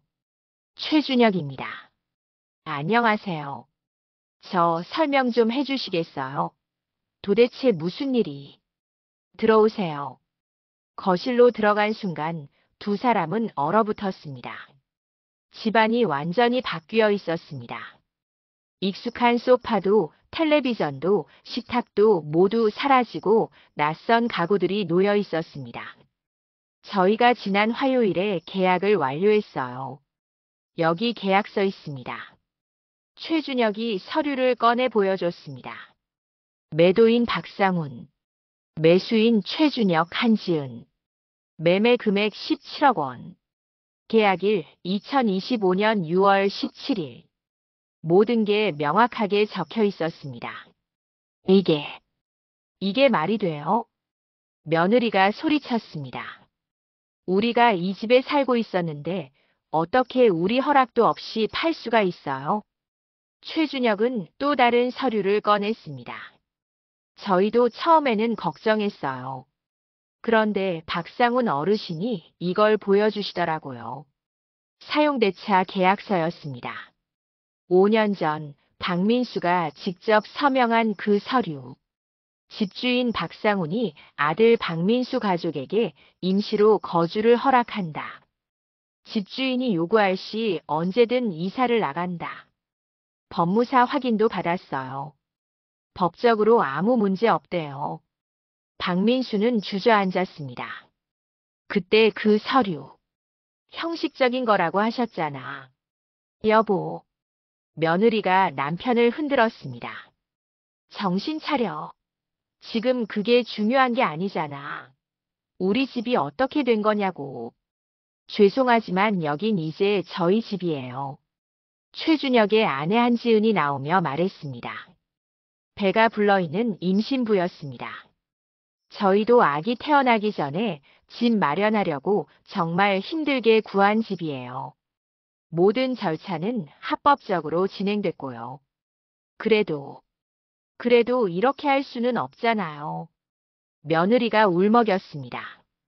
우리 짐은요? 우리 물건들은 어디 있어요? 아, 그건 이사업체에서 보관센터로 보냈다고 들었어요. 주소 알려드릴게요. 보관센터? 은평구 이사짐 보관센터요. 한 달간 보관된다고 하더라고요. 박민수는 휴대폰을 꺼내 다시 아버지에게 전화를 걸었습니다. 한 번, 두 번, 세 번, 10번. 계속 연결음만 울렸습니다. 11번째에 드디어 전화가 연결되었습니다. 여보세요. 아버지의 목소리는 놀랍도록 차분했습니다. 아버지, 이게 도대체 뭐 하시는 거예요? 박민수의 목소리가 떨렸습니다. 뭐 하긴. 내 집 처분한 거지. 우리 허락도 받지 않고요. 내 집인데 왜 너희 허락을 받아야 하니? 아버지, 우린 가족이잖아요. 가족? 전화 너머로 차가운 웃음이 들렸습니다. 요양원 보내려던 사람들이 가족이라고? 그건. 담보대출 계획서도 봤다. 내 집을 담보로 대출받아서 투자하려고 했지. 박민수는 할 말을 잃었습니다. 며느리가 휴대폰을 빼앗았습니다. 아버님, 어떻게 이러실 수 있어요? 우린 아버님을 모시고 살았잖아요. 모셨다고? 네. 우리가 얼마나 아버님을 잘 모셨는데. 그 순간 아버지의 목소리가 차갑게 식었습니다. 가정부 취급하면서, 요양원 보내려고 하면서, 내 집을 빼앗으려 하면서, 아버님, 넌 내가 뭐라고 했지? 아버님은 그냥 집에 계시는 분이잖아요. 기억나니? 며느리의 얼굴이 창백해졌습니다. 그건 제가 화가 나서. 화가 나면 시아버지한테 뭘 해도 되는 거야. 죄송합니다, 아버님. 정말 죄송해요. 늦었어. 아버님, 제발요. 우린 갈 곳이 없어요. 그건 너희가 알아서 할 일이야. 나도 72년 만에 처음으로 내 인생을 사는 거거든. 아버지. 아들이 다시 전화를 받았습니다. 아버지, 저희가 잘못했어요. 다시 생각해 주세요. 우리 어떻게 살라고. 보관센터에 너희 짐 다 보내뒀다. 주소는 문자로 보낼게. 아버지, 그래도. 그리고 민수야. 네. 넌 내 아들이었는데 언제부터 아내 편만 들었니? 아버지가 모욕당할 때 왜 한마디도 안 했어? 아들은 대답할 수 없었습니다. 목이 메었습니다. 그게 죄송합니다. 미안하다고 다 되는 줄 아니. 72년을 살면서 그런 모욕은 처음이었어. 아버지. 됐다. 나는 내 인생 살겠어. 너희도 너희 인생 알아서 살아라. 전화가 끊어졌습니다. 박민수는 털썩 바닥에 주저앉았습니다. 여보. 며느리가 남편을 부축했지만 힘이 없었습니다. 죄송한데요. 저희 정리할 게 많아서. 최준혁이 조심스럽게 말했습니다. 혹시 계속 여기 계실 거면 경찰 부를 수밖에 없어요. 알겠습니다. 나가겠습니다. 박민수는 비틀거리며 일어났습니다. 여보, 우리 어디로 가? 며느리의 목소리가 떨렸습니다. 모르겠어. 일단 나가자. 현관문을 나서는 순간 이웃 할머니가 다가왔습니다. 민수 씨, 이거 지호한테 전해달라던 편지예요. 고맙습니다. 박민수는 편지를 받아들고 엘리베이터에 올랐습니다. 내려가면서 편지 봉투를 열었습니다. 우리 사랑하는 지호에게. 할아버지가 갑자기 멀리 가게 되었구나. 할아버지는 제주도라는 바다가 보이는 곳에서 살 거야. 지호가 그리우면 언제든 놀러와. 할아버지 집에는 항상 지호가 좋아하는 계란말이가 준비되어 있을 거야. 그리고 꼭 기억해라. 할아버지는 지호를 세상에서 가장 사랑한다는 것을. 편지를 읽으면서 박민수의 눈에서 눈물이 흘러내렸습니다. 여보. 며느리도 옆에서 편지를 보며 울기 시작했습니다. 엘리베이터가 1층에 도착했습니다. 문이 열렸지만 두 사람은 움직이지 못했습니다. 갈 곳이 없었습니다. 18억짜리 아파트에서 살던 사람들이 단 5일 만에 갈 곳을 잃었습니다.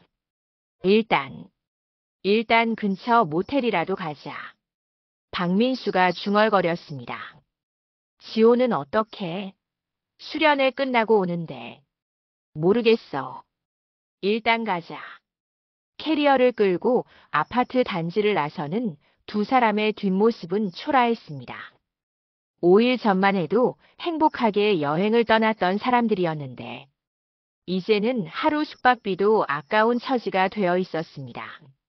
한편 그 시각 제주도. 박상우는 바닷가 앞 작은 집 마당에서 커피를 마시고 있었습니다. 파란 하늘, 푸른 바다, 시원한 바람. 휴대폰에 아들의 부재중 전화가 수십 통 찍혀 있었지만 더 이상 신경 쓰지 않았습니다. 이제 시작이야. 진짜 내 인생이. 석양이 바다 위로 지고 있었습니다. 아름다운 풍경이었습니다. 그리고 72년 만에 처음으로 누리는 진짜 자유였습니다. 그날 밤 박민수 가족은 역 근처 허름한 모텔에 짐을 풀었습니다. 하루 5만 원짜리 좁은 방. 침대 하나와 작은 테이블이 전부였습니다. 며칠 전만 해도 18억짜리 아파트 안방에서 잤는데 며느리 이수지는 침대에 앉아 멍하니 벽을 바라봤습니다.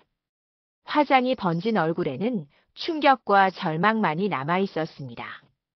여보, 우리 정말 어떡하지? 목소리가 떨렸습니다. 박민수는 창밖을 바라보며 대답하지 못했습니다. 머릿속이 복잡했습니다. 어쩌다 이렇게 됐을까? 경찰서라도 가볼까? 아버지가 우리 모르게 집을 판 건 불법 아니야. 며느리가 희망을 걸며 말했습니다. 안 돼. 사용대차 계약서가 있어. 법적으로 문제 없대. 그래도 가족인데. 가족.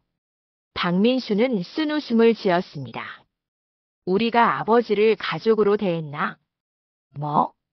당신이 요양원 보내자고 했잖아. 가정부 취급했잖아. 며느리의 얼굴이 굳어졌습니다. 그건 내가 잠깐 화가 나서 한 말이고, 잠깐? 며칠 동안 계속 그랬잖아. 여보, 지금 나한테 화풀이 하는 거야? 화풀이가 아니야. 사실을 말하는 거지. 박민수의 목소리에 힘이 들어갔습니다.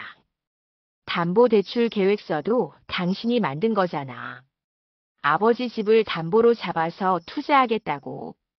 그건 우리 미래를 위해서. 아버지 동의도 없이. 그게 미래야 도둑질이지. 며느리는 할 말을 잃었습니다. 그때 박민수의 휴대폰이 울렸습니다. 수련회장에서 온 전화였습니다. 여보세요, 박지호 아버님 되시죠? 네, 맞습니다. 지호가 수련회 끝나고 집에 가고 싶다는데 지금 데리러 오실 수 있으세요? 지금 바로 가겠습니다. 전화를 끊고 박민수는 한숨을 쉬었습니다. 지호한테 뭐라고 말하지? 1시간 후 수련회장에 도착했습니다. 지호가 배낭을 메고 환하게 웃으며 뛰어왔습니다. 아빠, 엄마. 아이를 보는 순간 박민수의 가슴이 무너졌습니다.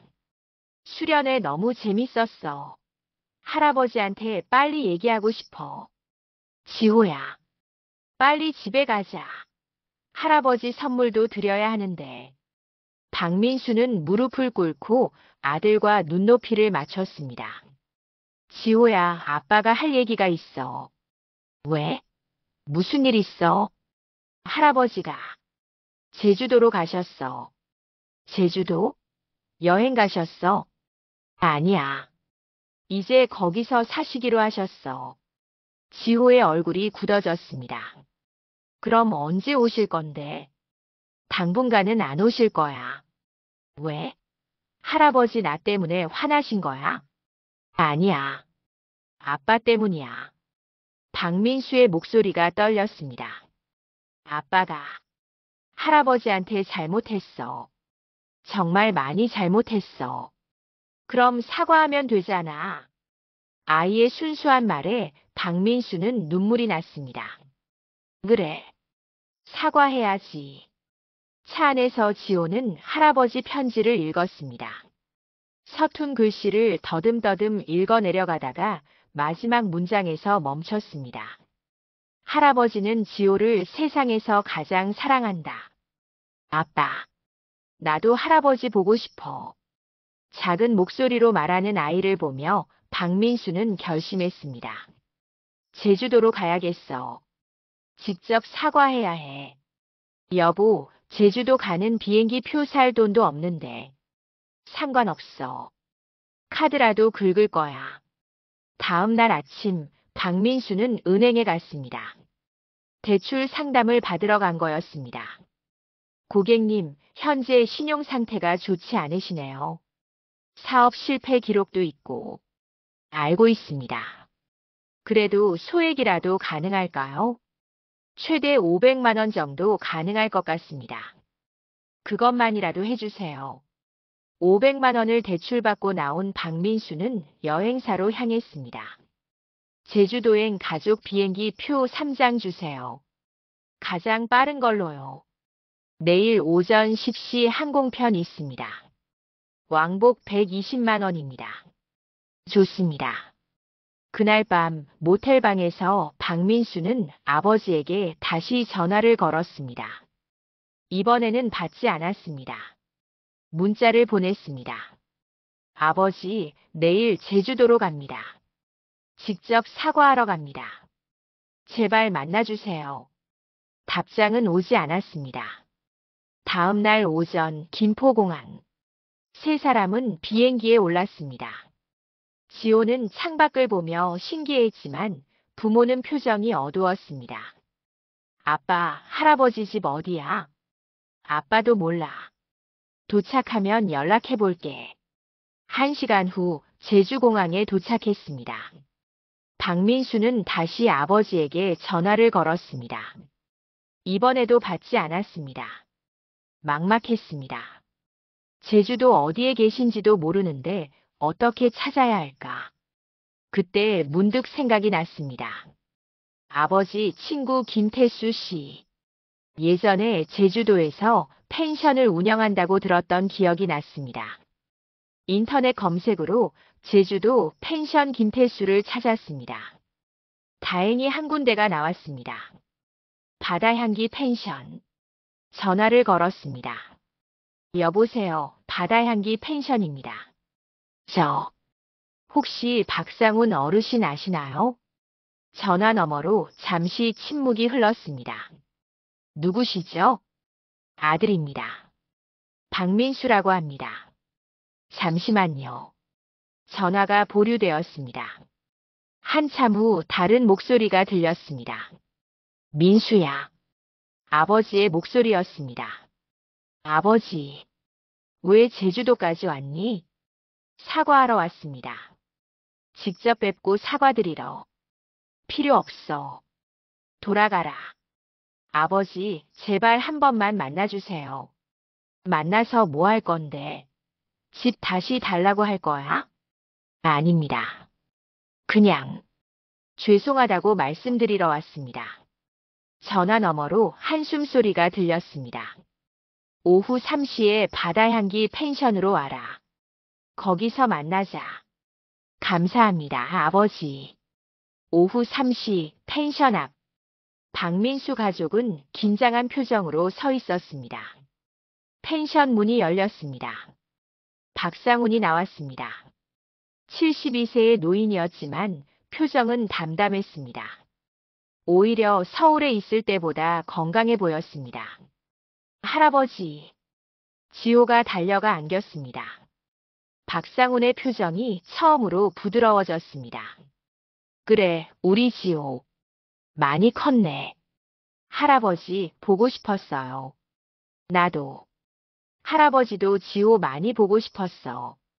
아이를 안아주던 박상훈은 천천히 고개를 들어 아들을 바라봤습니다. 눈빛은 다시 차가워졌습니다. 아버지. 박민수가 한 걸음 다가갔습니다. 그만. 거기서 얘기해. 아버지, 정말 죄송합니다. 박민수는 고개를 숙였습니다. 제가 정말 잘못했습니다. 뭘 잘못했는데? 박상훈의 목소리는 냉정했습니다. 아버지를 함부로 대했습니다. 아내가 아버지한테 상처 주는 말을 해도 제가 막지 않았습니다. 그뿐이야. 아버지 집을 담보로 대출받으려고 했습니다. 아버지 동의도 없이. 박민수의 목소리가 떨렸습니다. 요양원 얘기도 했고 아버지를 짐처럼 생각했습니다. 며느리 이수진도 앞으로 나왔습니다. 아버님, 저도 정말 죄송합니다. 고개를 깊이 숙였습니다. 제가 너무 심한 말을 했습니다. 가정부라고 한 것도 요양원 얘기한 것도 정말 죄송합니다. 박상훈은 두 사람을 묵묵히 바라봤습니다. 이제 와서 사과한다고 다 되는 줄 아니? 알고 있습니다. 용서받으려고 온 게 아닙니다. 그럼 왜 왔어? 그냥 제가 얼마나 잘못했는지 똑똑히 말씀드리고 싶었습니다. 박민수가 고개를 들었습니다. 눈에는 진심 어린 후회가 담겨 있었습니다. 아버지가 평생 일하셔서 마련한 집인 걸 알면서도 저는 당연하게 여겼습니다.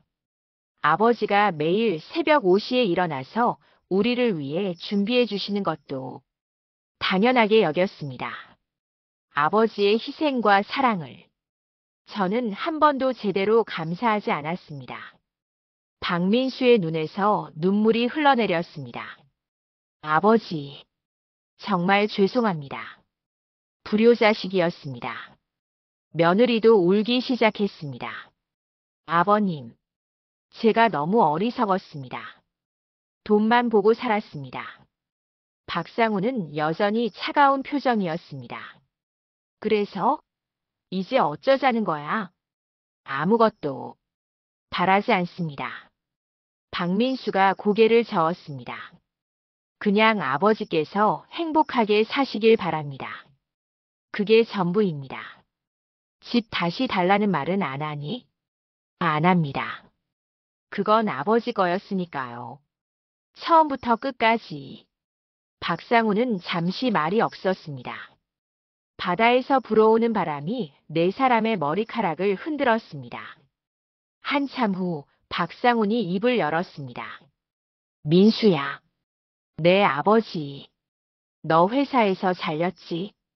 박민수는 고개를 끄덕였습니다. 네. 한 달 전에 정리해고 당했습니다. 왜 말 안 했어? 창피했습니다. 사업도 실패하고 회사도 잘리고 아버지한테 또 실망시켜드릴까봐. 바보 같은 놈. 박상훈의 목소리에 처음으로 감정이 묻어났습니다.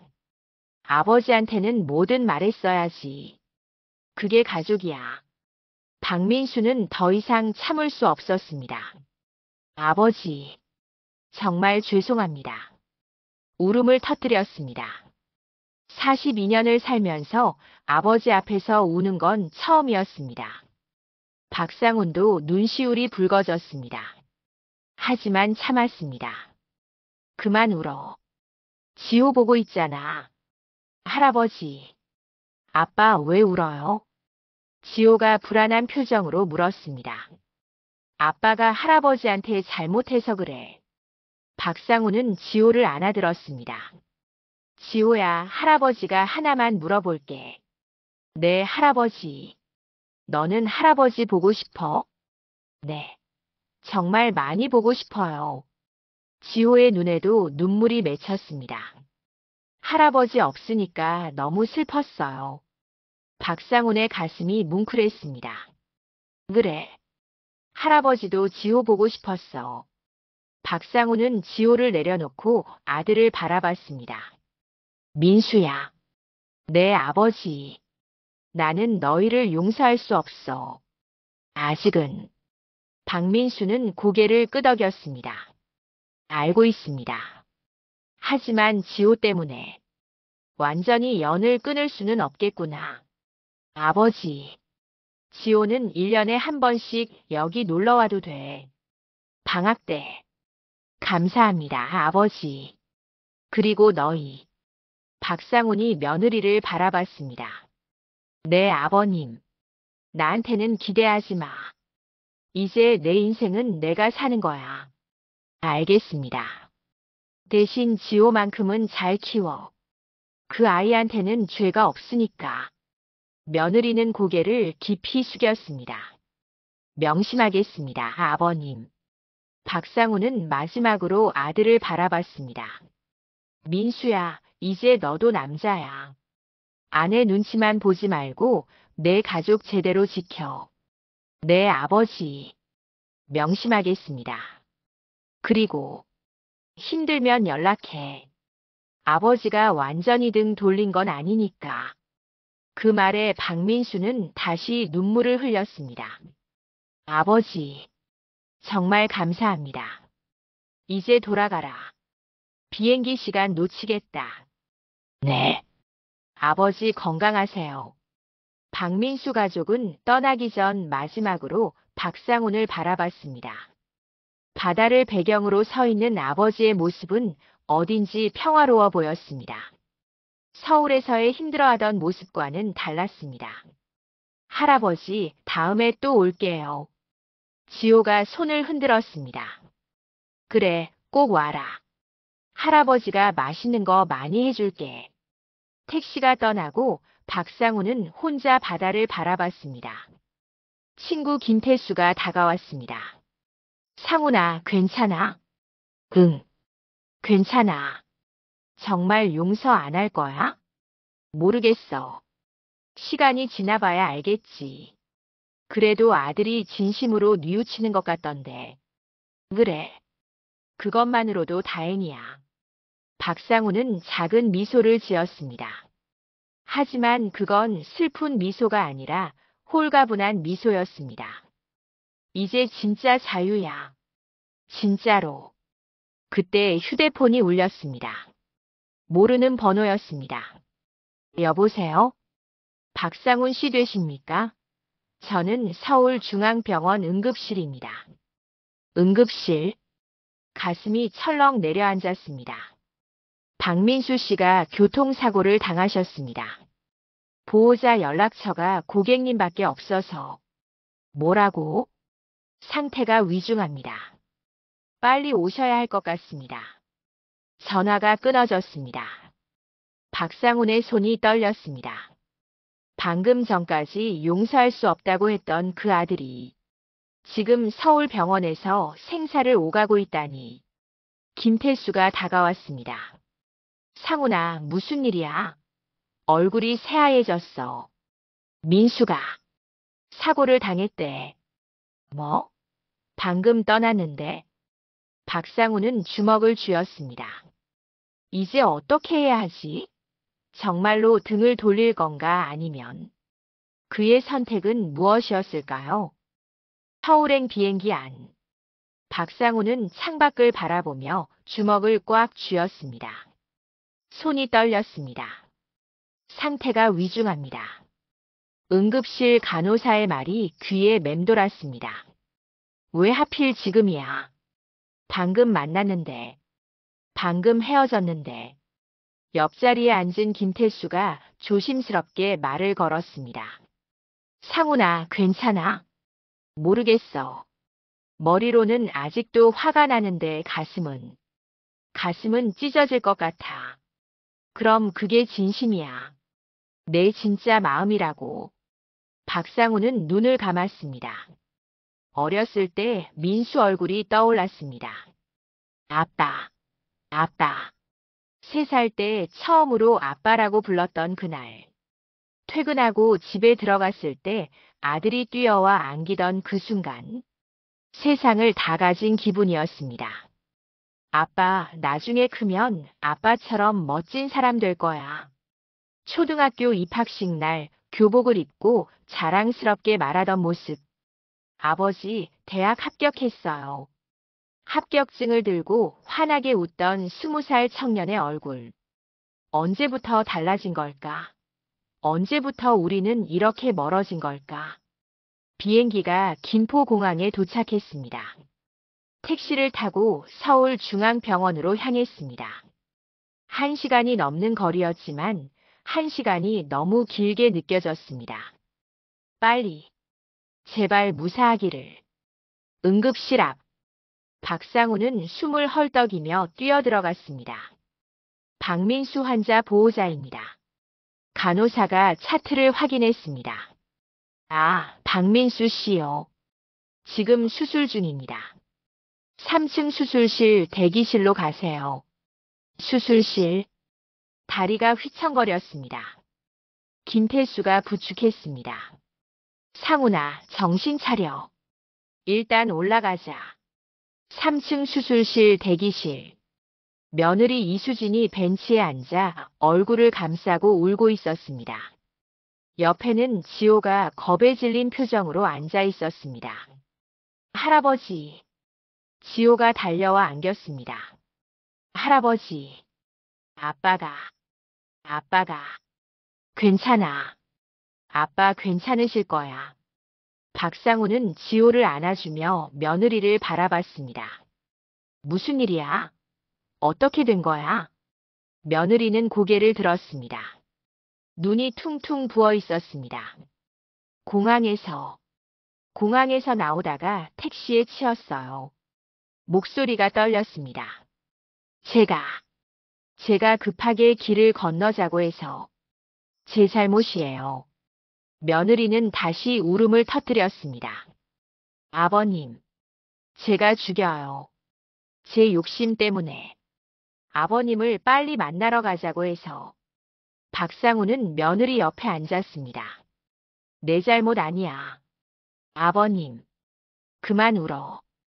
민수가 수술 잘 받고 나오면 제일 먼저 너를 찾을 거야. 며느리는 고개를 숙였습니다. 1시간이 지났습니다. 2시간이 지났습니다. 수술실 불은 여전히 켜져 있었습니다. 박상우는 복도를 왔다 갔다 하며 기도했습니다.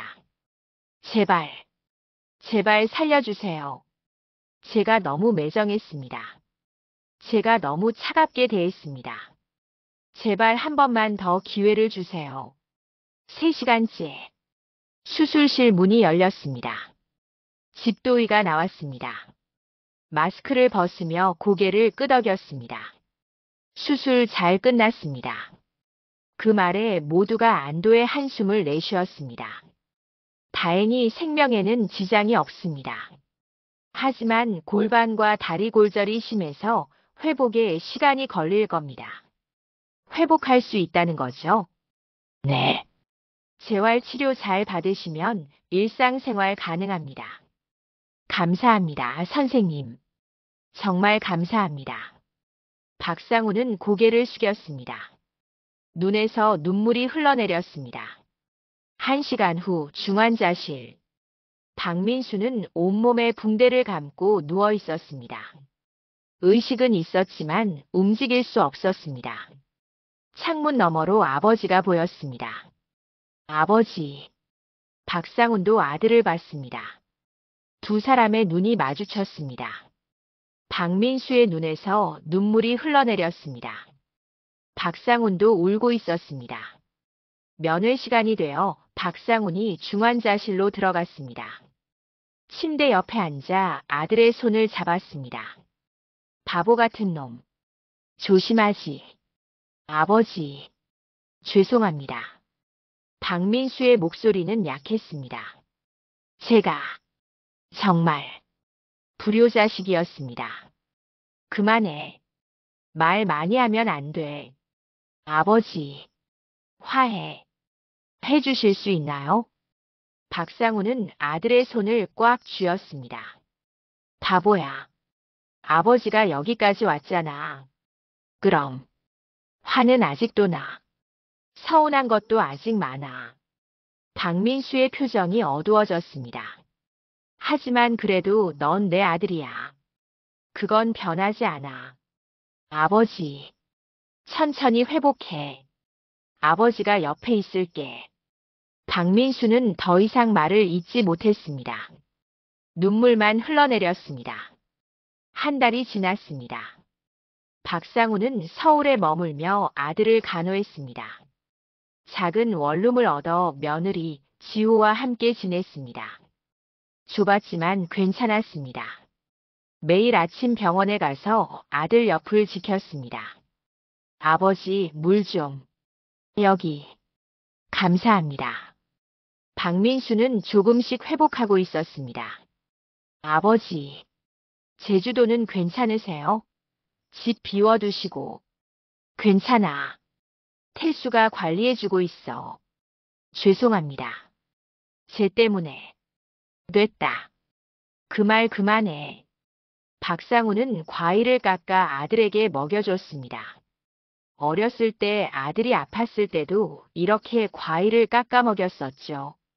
세월이 흘러도 변하지 않는 건 이런 거구나. 어느 날 저녁 병실에서 박민수가 말했습니다. 아버지, 제가 퇴원하면 일자리 찾아야 해요. 그래. 당연하지. 이번엔 제대로 하고 싶어요. 가족 제대로 책임지고 싶어요. 박상우는 고개를 끄덕였습니다. 그렇게 해야지. 넌 가장이잖아. 아버지, 혹시 도와주실 수 있으세요? 박상우는 잠시 생각하다가 말했습니다. 제주도에 태수 펜션이 있잖아. 거기서 일할 사람 필요하대. 제주도요? 너희 가족이 내려오면 어떨까? 박민수는 눈이 커졌습니다. 정말요? 아버지 옆에서 살아도 돼요? 박상우는 쓴웃음을 지었습니다. 같은 집에 사는 건 아니야. 너희는 너희 집 구하고 나는 내 집에서 사는 거지. 그래도 가까이 있을 수 있는 거잖아요. 하지만 조건이 있어. 박민수는 진지한 표정으로 아버지를 바라봤습니다. 다시는 나한테 기대지 마. 스스로 살아가는 거야. 알겠습니다. 그리고 수진이한테 잘해. 내 아내잖아. 내 아버지. 지호는 내가 자주 봐줄게. 할아버지 역할은 할 거니까. 박민수의 눈에서 또 눈물이 났습니다. 감사합니다, 아버지. 정말 감사합니다. 3달 후, 박민수는 퇴원했습니다. 목발을 짚고 있었지만 표정은 밝았습니다. 가족들은 함께 제주도로 향했습니다. 공항에서 내렸을 때 파란 하늘과 푸른 바다가 눈에 들어왔습니다. 와, 정말 아름답다. 며느리가 감탄했습니다. 할아버지, 바다다. 지호가 신나서 뛰었습니다. 박상우는 그 모습을 보며 미소 지었습니다. 차를 타고 펜션으로 향했습니다. 김태수가 반갑게 맞아줬습니다. 어서 와. 민수야, 오랜만이다. 형님, 감사합니다. 괜찮아. 성실하게만 일해. 숙식은 제공하고 월급도 괜찮게 줄게. 열심히 하겠습니다. 박민수 가족은 펜션 옆 작은 집에 짐을 풀었습니다. 박상훈의 집에서 걸어서 10분 거리였습니다. 가깝지만 독립된 공간. 이게 맞는 거야. 며칠 후 박상훈의 집 마당. 지호가 놀러 왔습니다. 할아버지, 뭐해요? 텃밭 가꾸는 거야. 저도 도와줄게요. 그래, 우리 지호 고맙구나. 할아버지와 손주는 함께 씨앗을 심었습니다. 할아버지, 행복해요?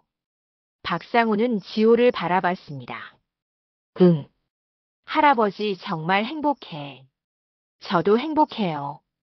할아버지 옆에 있으니까. 지호의 순수한 미소를 보며 박상우는 눈시울이 뜨거워졌습니다. 이거면 됐어. 이걸로 충분해. 저녁 무렵 박민수가 찾아왔습니다. 아버지, 저녁 같이 드실래요? 박상우는 고개를 끄덕였습니다. 그래. 가자. 아들과 함께 바닷가를 걸었습니다. 석양이 지고 있었습니다. 아버지, 요즘 어떠세요? 좋아. 정말 좋아. 저도 처음으로 제대로 사는 것 같아요. 박민수의 목소리에 진심이 묻어났습니다. 제 힘으로 돈 벌고 가족 책임지고 이게 맞는 것 같아요. 당연한 거야. 원래 그렇게 살아야 하는 거지. 늦게 깨달아서 죄송합니다. 이제라도 알았으면 됐어. 두 사람은 한동안 말없이 바다를 바라봤습니다. 파도 소리가 들려왔습니다. 아버지. 응? 사랑합니다. 박상우는 놀라서 아들을 바라봤습니다. 박민수는 진지한 표정이었습니다. 평생 한 번도 제대로 말씀 안 드린 것 같아서요. 사랑합니다, 아버지. 박상훈의 눈에서 눈물이 흘러내렸습니다. 나도 사랑한다, 민수야. 두 남자는 서로를 안았습니다. 72세 아버지와 42세 아들. 오랜 시간 쌓였던 서운함과 분노가 녹아내리는 순간이었습니다. 1년 후, 박상우는 여전히 제주도 바닷가 집에서 살고 있습니다. 아침마다 텃밭을 가꾸고 오후에는 동네 어르신들과 바둑을 두고 저녁에는 바다를 바라보며 커피를 마십니다. 일주일에 2번은 손주 지호가 놀러 옵니다. 할아버지, 학교에서 그림 그렸어요. 그래, 보자. 그림 속에는 할아버지와 손주가 바다에서 놀고 있는 모습이 그려져 있었습니다. 잘 그렸네. 선생님이 우리 가족 그림 숙제 내주셨는데 할아버지 그렸어요. 고맙다, 지호야. 한 달에 한 번은 아들 가족과 함께 저녁을 먹습니다.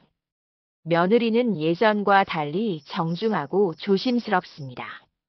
하지만 그것도 시간이 지나면서 자연스러워졌습니다. 아버님, 이거 김장김치예요. 제가 직접 담갔어요. 오, 수진이가 담갔어?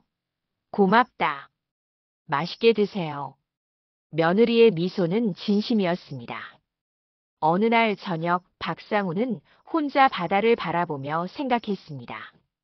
72년을 살면서 가장 큰 결정을 내린 날.